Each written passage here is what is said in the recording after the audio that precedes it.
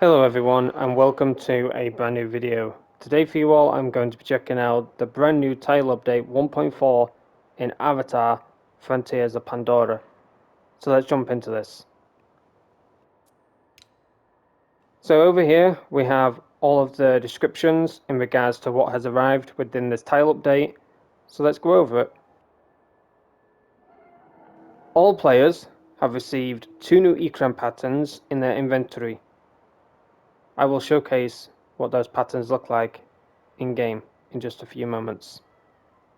The Hunter's Guide has been updated with new features and improvements, including undiscovered entries and the ability to favorite and filter entries.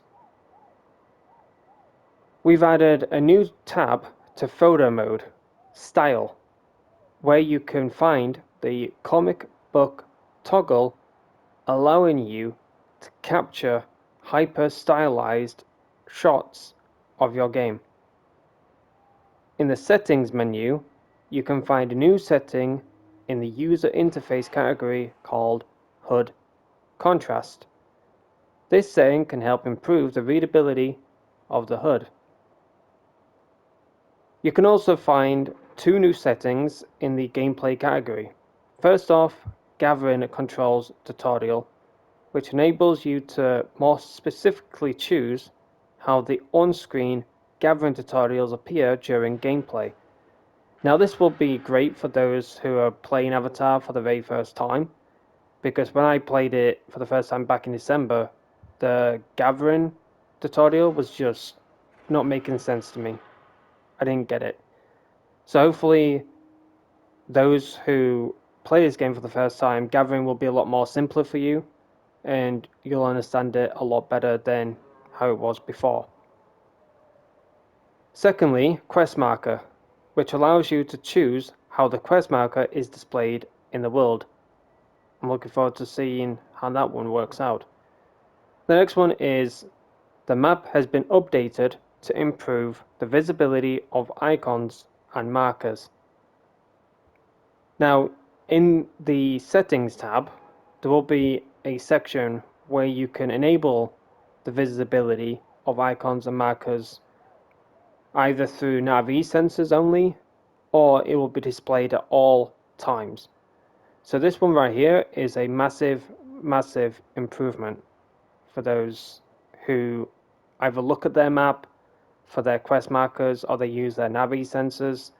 This one just will be a great improvement in my personal opinion. The next one is additional changes.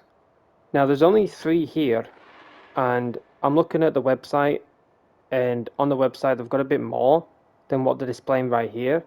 So I'll speak about these 3, and then I'll speak about the ones that are on the website, which I will leave a link to in the description down below, also as a pinned comment.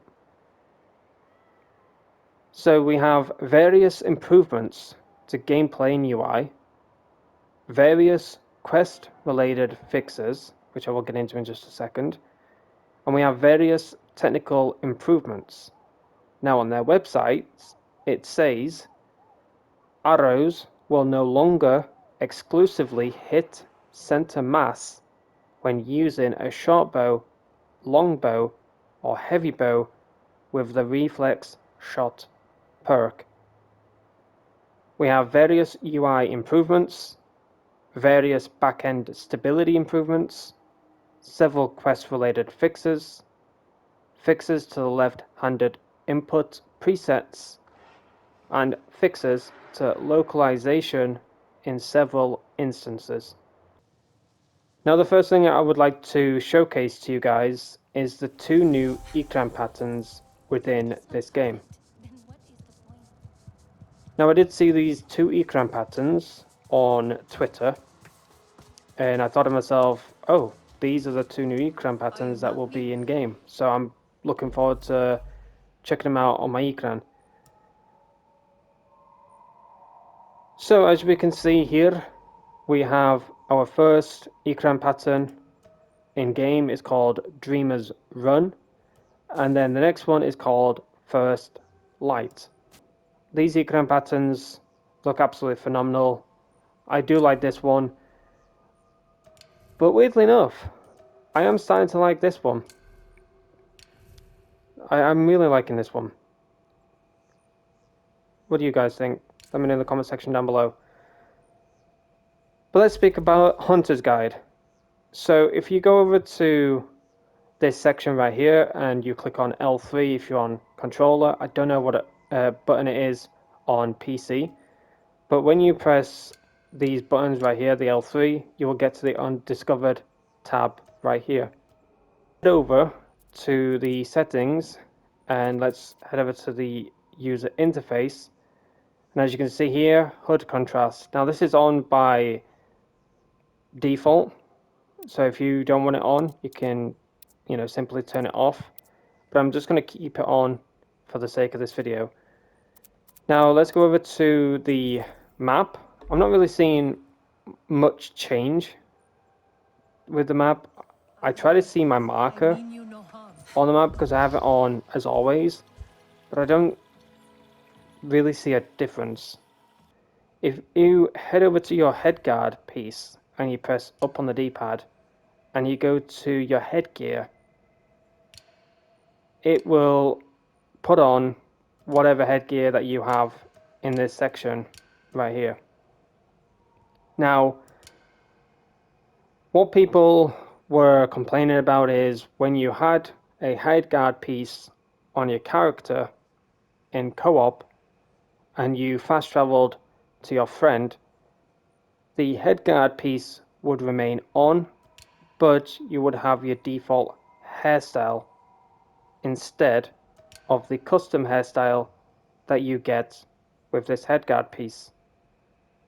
I don't know if this has been fixed as of yet, but I will be checking it out with my friend to see if it has or not on a live stream.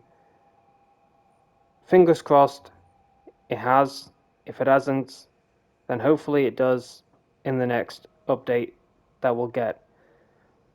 But like I said, it's not really a huge problem to me, but it has seemed to be a major problem for a lot of people that like to wear headguard pieces, and have said the headguard piece and the hairstyle is cool, but they hate it when they fast travel to their friend, and the headguard piece has remained on, but they have their default hairstyle instead of that custom hairstyle. But I hope that you enjoy the rest of your Tuesday. Thank you for watching. Take care of yourself, family, loved ones, and friends. And I will see you all in the next upload. Peace out and stay safe, everyone.